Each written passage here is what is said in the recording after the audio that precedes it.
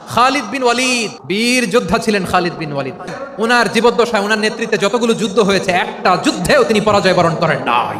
কিন্তু তিনি ইসলাম ধর্ম গ্রহণ করেছেন অনেক দেরিতে, অষ্টম হিজরিতে। অষ্টম হিজরির আগে উনি মুশরিকদের পক্ষে লড়াই করেছেন।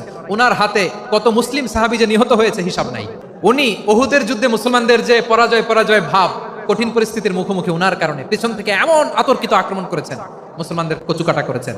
বিষ্ণুনবী টার্গেট করে রাখছে, তুমি আমাদের মুসলিমদের এত ক্ষতি করলা, তুমি যখন মুসলমান হবা তোমার দিয়ে আমি এমন কাম করামু। অষ্টম হিজরিতে আল্লাহ তাআলা হেদায়েতের নূর দিয়ে ওনার হৃদয়টাকে উজালা করে দিলেন। বিষ্ণুনবীর টার্গেট ফুলফিল হলো। ওই যে টার্গেট করে রেখেছেন আর দোয়া করেছেন, খালিদ বিন ওয়ালিদ যদি মুসলিম হয় তাকে আমি মিলিটারি চিফ বানাবো।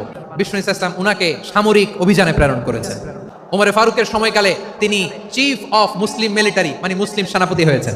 খালিদ বিন ওয়ালিদ ওনাকে বিষ্ণুনবী একটা উপাধি দিয়েছেন, আল্লাহর খোলা তরবারি, the open sword of Allah.